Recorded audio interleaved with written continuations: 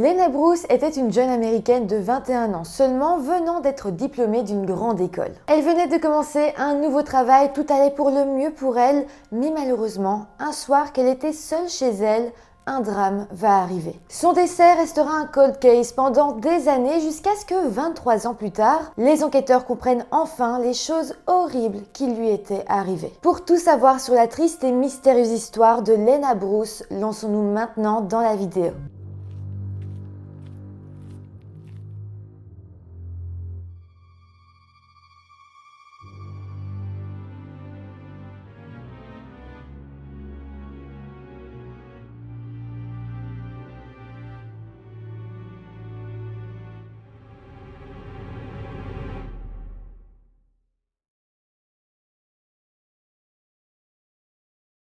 Hello tout le monde, j'espère que vous allez bien. Aujourd'hui, je vous reviens avec une histoire qui, je pense, a été très peu médiatisée alors qu'elle est complètement folle et qu'elle est surtout vraiment triste. Avant de commencer, laissez-moi vous parler de notre sponsor du jour, c'est Oli Energy. On ne vous les présente plus. Je pense qu'à présent, vous connaissez toutes et tous les boissons Oli. Oli, c'est la marque de boissons énergisantes parfaite si vous voulez prendre soin de vous, de votre santé et de la planète. Les boissons se présentent sous forme de poudre, ce qui préserve la planète des bouteilles en plastique inutiles. De plus, les boissons sont véganes, renforcées en vitamines et faibles en calories. Et le tout évidemment sans sucre et avec des arômes et colorants naturels. La gamme énergisante utilise une caféine cristallisée qui a un effet à plus long terme et nous évite donc le petit coup de fatigue post-caféine. Mais ce n'est pas tout, Oli présente également une gamme de thé glacé enrichi en antioxydants et en fibres. Pour l'arrivée du printemps, c'est pour moi la boisson parfaite. Avec les thermo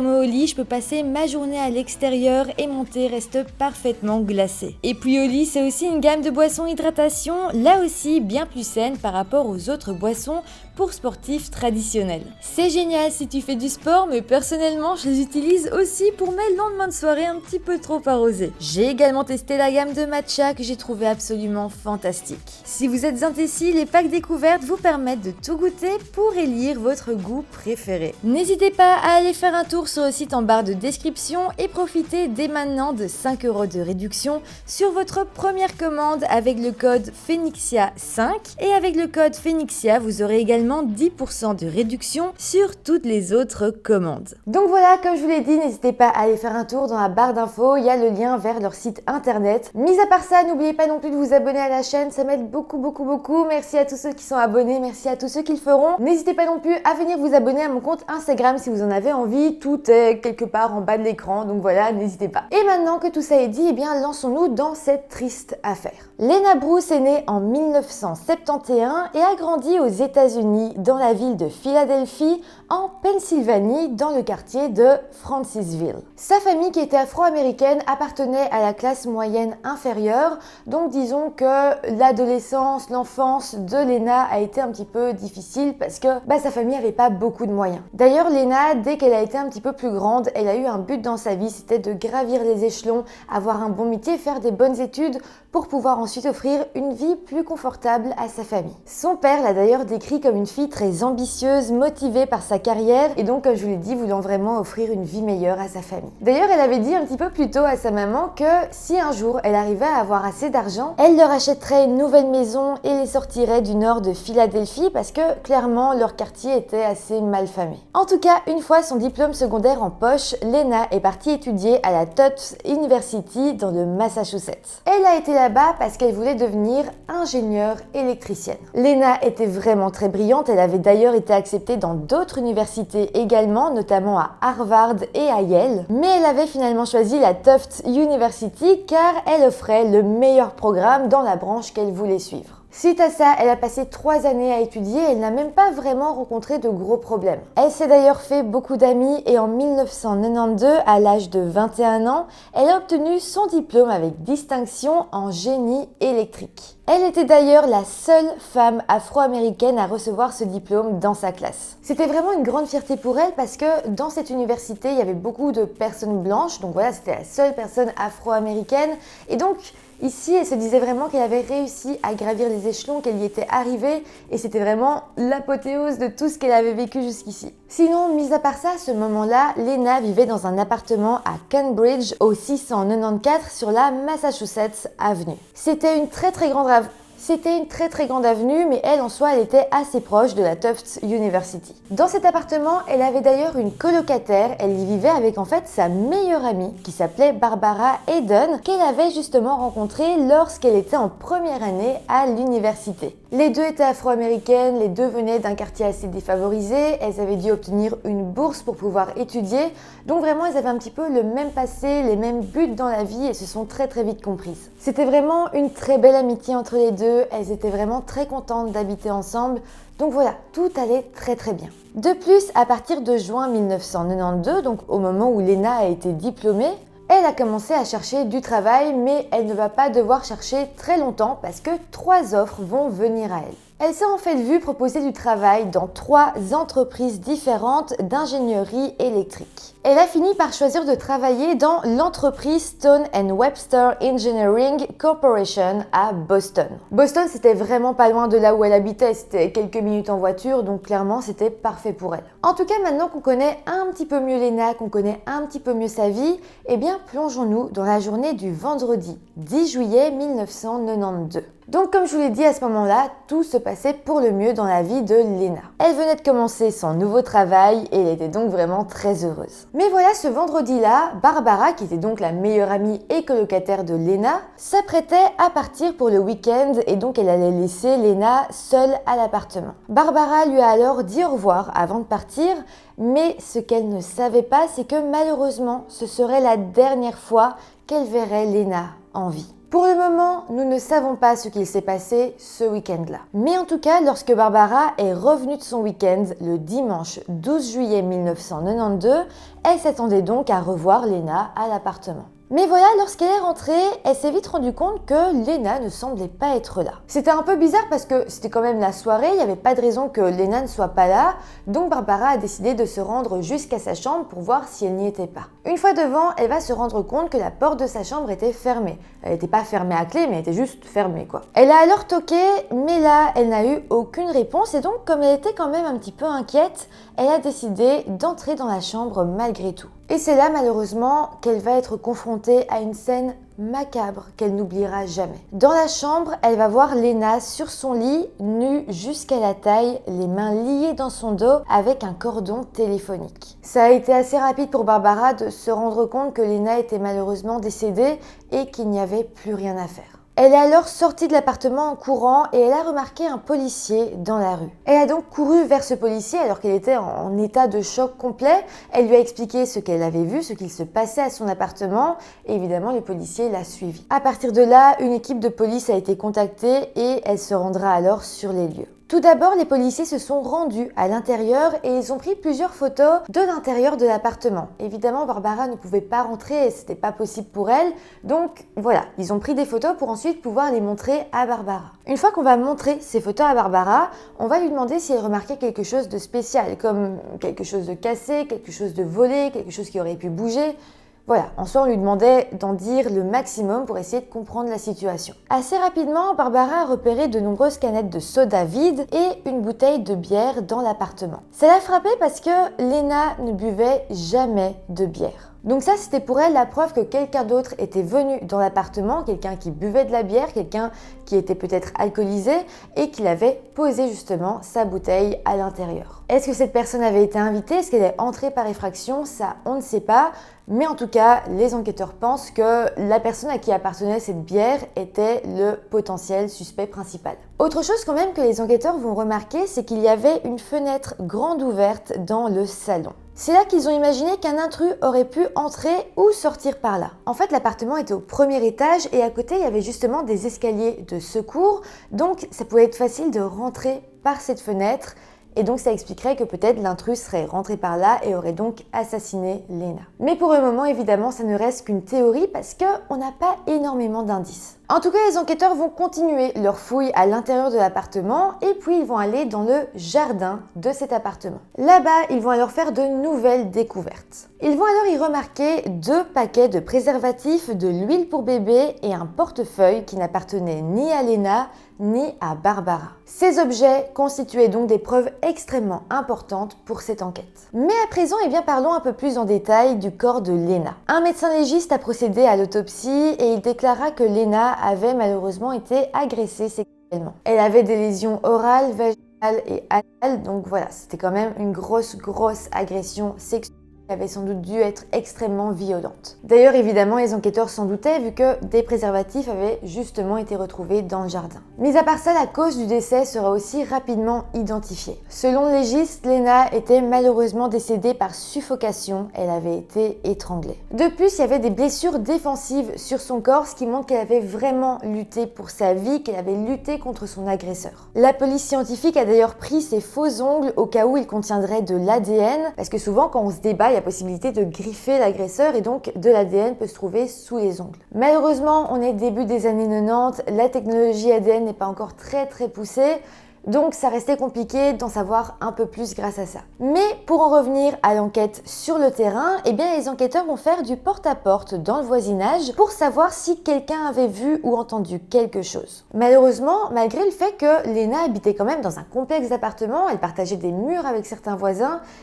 personne n'aura vu ou entendu quoi que ce soit. Donc là, en l'absence de témoins oculaires, les policiers ont décidé d'enquêter un peu plus sur la vie de Lena et dans un premier temps, ils vont découvrir que Lena avait un petit ami. Alors, Barbara, sa meilleure amie et colocataire, avait rencontré cet homme peut-être 1 ou 2 fois et en vitesse. D'ailleurs, elle ne savait même pas que Lena et lui sortaient ensemble, donc ça voulait quand même dire que leur relation devait être extrêmement récente, ça devait être l'affaire de maximum 1 semaine, parce que vraiment les deux se disaient tout. Mais donc voilà, quand on posera des questions à Barbara par rapport à ce fameux petit ami, elle ne pourra pas répondre grand-chose parce qu'elle ne le connaissait vraiment pas. Mais cet homme restait quand même le suspect principal, donc les enquêteurs l'ont retrouvé et ils l'ont interrogé. Directement, le petit ami va se montrer extrêmement coopératif, il va répondre à toutes les questions des enquêteurs et il va même donner un alibi pour son week-end, montrant qu'il n'aurait absolument pas pu se trouver au domicile de Lena pour lui faire du mal. Son alibi va être vérifié et très vite, il va être totalement enlevé de la liste des suspects. On lui demandera également s'il avait une idée de qui aurait bien pu s'en prendre à Lena, mais malheureusement, il dira qu'il ne savait pas du tout. Suite à ça, les enquêteurs se sont penchés sur les ex-petites amies de Lena, ainsi que sur ses camarades de classe et ses nouveaux collègues. Ils en ont alors interrogé pas mal, ils ont essayé de dégager un suspect parmi toutes ces personnes, mais malheureusement, ça n'a mené à rien. Au final, comme il n'y avait strictement aucun suspect, ils ne trouvaient rien du tout, la police a décidé d'examiner d'un peu plus près les coupures d'ongles qu'ils avaient recueillies sur le corps de Lena. Comme je vous l'ai dit, il y avait très peu de technologie à l'époque, mais quand même, ils allaient pouvoir voir s'il y avait ou non un ADN qui se trouvait justement sous ses ongles. Ils ont alors pu constater que de l'ADN s'y trouvait bien et d'ailleurs qu'il était le même que celui retrouvé sur le corps de Lena à la suite de son agression sexuelle. Donc là, si l'ADN sous les ongles et sur le corps correspondait, c'est qu'il détenait bel et bien l'ADN du coupable. C'était déjà une énorme avancée dans l'enquête. Les autorités ont alors fouillé toutes les bases de données en espérant que le tueur ait déjà eu des démêlés avec la justice et que son ADN ait déjà été prélevé par le passé. Effectivement, aux États-Unis, quand il y a un criminel et qui va en prison, il doit donner son ADN qui est mis dans une base et donc c'est facile après de trouver une correspondance. Malheureusement, dans ce cas-ci, l'ADN du tueur de Lena n'était pas enregistré dans la base de données des enquêteurs, donc ça voulait dire qu'il n'avait jamais été reconnu coupable pour aucun crime. À ce moment-là, c'était quand même vraiment embêtant pour les policiers parce que ils avaient son ADN, ils avaient l'ADN du coupable, mais ils ne pouvaient pas savoir à qui il appartenait réellement. Mais heureusement, ils avaient quand même de la suite dans les idées. En fait, depuis le début, ils se disaient que le suspect, le coupable, devait sans doute connaître Lena de près ou de loin. À partir de là, ils ont alors élaboré un plan. Ils ont dressé une liste de tous les hommes que Lena avait dans son entourage et ils leur ont à tous envoyé une lettre qui disait « Félicitations, vous avez une chance de gagner cette incroyable récompense. Tout ce que vous avez à faire pour participer est de nous envoyer cette lettre et votre nom dans cette enveloppe préaffranchie. » Donc voilà, c'est un faux concours. On envoie cette lettre à tous les suspects Et le but, c'est qu'ils essayent de tenter leur chance pour obtenir le prix. Ce qu'ils avaient à faire, c'était prendre la lettre qui était fournie, mettre le document dedans et la renvoyer. Mais donc le but des enquêteurs, c'était que tous ces hommes lèchent la lettre pour pouvoir la fermer, ce qui serait donc ensuite parfait pour les autorités car ils pourraient récolter l'ADN de tous ces hommes. Clairement, j'ai trouvé que c'était une super idée. Mais malheureusement, eh bien, ça ne va mener à rien parce que, oui, pas mal d'hommes vont tomber dans le panneau, ils vont renvoyer la lettre, mais l'ADN ne correspondait pas, certains n'ont pas renvoyé la lettre et donc ils n'ont même pas pu avoir leur ADN. Donc voilà, au final, même avec ça, eh bien, l'enquête ne va pas pouvoir progresser. Malheureusement, après ça, eh bien, l'affaire est devenue froide. Mais la suite se passe 23 ans plus tard, en 2015. À cette époque, le dossier sur le meurtre de Lena a été réouvert. Là, grâce aux avancées ADN, les enquêteurs ont décidé de tester une nouvelle fois l'ADN du suspect et cette fois-ci, eh bien, ils vont trouver une correspondance dans leur base de données. L'ordinateur va en fait désigner l'ADN comme appartenant à James Witkowski, qui avait alors 42 ans en 2015, mais qui avait 19 ans seulement en 1992, c'est-à-dire au moment du crime. Alors, il faut savoir que James ne connaissait absolument pas Lena, il n'avait aucun lien avec elle et il n'avait donc jamais été considéré comme suspect jusque-là. James était en fait un petit criminel qui n'avait jamais purgé de grosses peines de prison. Avant le meurtre de Lena, il avait déjà été arrêté pour des petits délits. Par contre, son ADN n'avait jamais été enregistré dans la base de données des enquêteurs. La raison est que le Massachusetts est l'un des 15 États des États-Unis où les personnes ne sont pas tenues de fournir leur ADN s'ils vont simplement en garde à vue. En fait, au Massachusetts, une personne doit obligatoirement fournir son ADN si elle est reconnue coupable d'un crime. C'est vraiment frustrant parce qu'on va découvrir que James avait en fait été arrêté juste après le meurtre de Lena pour toute autre chose, mais voilà, la police n'avait pas collecté son ADN. C'est fou parce que si ça avait été le cas, une correspondance ADN aurait pu être trouvée dès 1992 et donc l'affaire aurait pu être résolue directement. Mais bon, au final, si à présent son ADN se trouvait dans la base de données des enquêteurs, c'est parce que des années plus tard, il avait été reconnu coupable de fraude, de possession de drogue et d'agression. C'est donc à ce moment-là que son ADN avait été prélevé, mais malheureusement, à ce moment-là, eh bien, le dossier sur le meurtre de Lena était fermé. Mais bon, comme je vous l'ai dit, heureusement, en 2015, le dossier a été réouvert et c'est là que les enquêteurs ont enfin pu trouver cette correspondance ADN. À partir de là, James Witkowski deviendra le suspect principal dans cette affaire. Suite à ça, les enquêteurs vont donc le retrouver et l'interroger. Dans un premier temps, James va arriver en salle d'interrogatoire et les enquêteurs ne vont pas lui dire pourquoi est-ce qu'il était là. Par contre, ils vont commencer par lui montrer des photos du quartier dans lequel se trouvait l'appartement de Lena et ils vont demander à James s'il reconnaissait l'endroit. À ce moment-là, James va répondre que oui, il connaissait très bien cet endroit et qu'il y traînait parfois. Il dira même qu'il s'asseyait sur les escaliers des maisons et qu'il y buvait de l'alcool. Ensuite, les enquêteurs vont lui demander s'il était au courant de meurtres qui auraient pu avoir lieu dans cette zone. Et surtout, ils vont lui demander s'il connaissait quelqu'un qui avait été assassiné là-bas. Et à ça, eh bien, il dira que non, il n'était au courant de rien. Mais après ça, les enquêteurs vont lui montrer des photos de Lena ainsi que de sa colocataire Barbara. Et ils vont donc lui demander s'il reconnaissait l'une de ces deux femmes. À ça, James répondra qu'il se souvenait vaguement avoir vu la plus petite des deux dans un parc, c'est-à-dire Barbara. Par contre, il dira ne pas reconnaître Lena. Les enquêteurs ne se sont pas laissés démonter et donc ils vont montrer d'autres photos de Lena à James pour vraiment essayer de voir si à un moment donné, il pouvait la reconnaître. Après avoir vu plusieurs photos, James dira alors « Je ne la connais pas, mais elle est jolie. » Bon, à ce moment-là, James semblait vraiment ne pas la reconnaître, ou en tout cas faire semblant de ne pas la reconnaître. À partir de là, les enquêteurs vont changer de technique et cette fois-ci, ils vont demander à James s'il se souvenait avoir été à l'appartement 694 sur la Massachusetts Avenue au premier étage. Là encore, il dira que non, il n'avait jamais été là-bas. Mais les enquêteurs poursuivront et ils lui demanderont s'il avait déjà eu des relations sexuelles avec une fille appelée Lena Bruce. Je précise là que c'était la première fois que les enquêteurs vont donner le nom de Lena Bruce, jusqu'ici ils ne montraient que des photos d'elle. À ça, James va simplement répondre. Eh bien, j'ai couché avec beaucoup de filles, donc je ne m'en souviens pas vraiment. On va alors lui demander s'il avait déjà agressé sexuellement l'une de ses filles, et là encore, il dira que non, que toutes ses relations avaient toujours été consensuelles. Il a quand même tenu à ajouter que certaines femmes aimaient être attachées ou bâillonnées,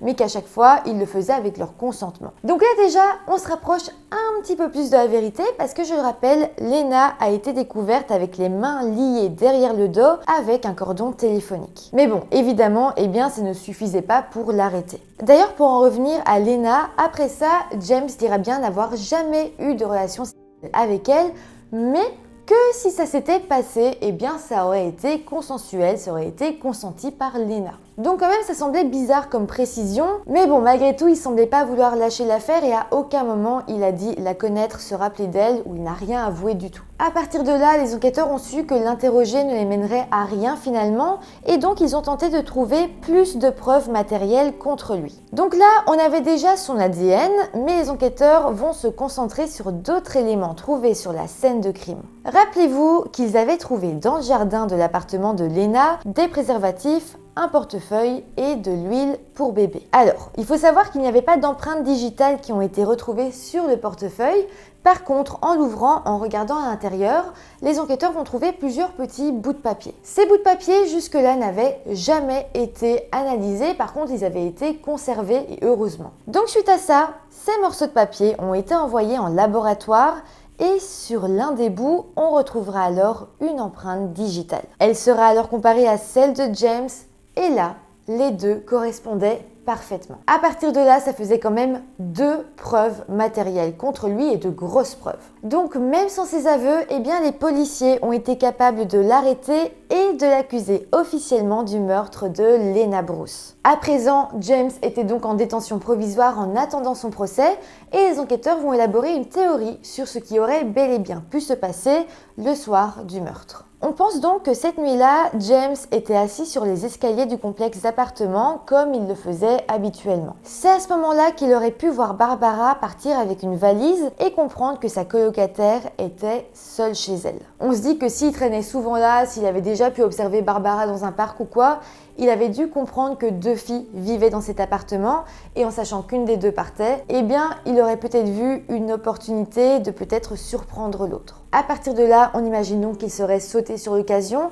qu'il aurait monté les escaliers de secours jusqu'au premier étage et qu'il serait rentré dans l'appartement via la fenêtre du salon qui était donc ouverte. Une fois à l'intérieur, il aurait donc posé sa bouteille de bière dans le salon et était allé dans la chambre de Lena pour la surprendre. Une fois sur place, il l'aurait donc attachée, agressée sexuellement et aurait même fini par l'étouffer avant de s'enfuir par cette même fenêtre. On ne peut pas avoir la confirmation que c'est la théorie exacte parce que James n'a jamais avoué, mais c'est ce qui paraît le plus probable. En tout cas, c'est finalement 2 ans plus tard, en 2017, que le procès va enfin avoir lieu. James, lui, a évidemment plaidé non coupable. Je vous explique sa défense. Il va expliquer que ce jour-là, eh bien oui, il était entré dans l'appartement et il avait bel et bien eu une relation sexuelle consentie avec Lena. Mais voilà, il dira également qu'il était ensuite parti de l'appartement et qu'il avait laissé Lena bien vivante dans son lit. Donc, selon lui, eh bien quelqu'un d'autre serait venu après dans l'appartement pour l'assassiner. En soi,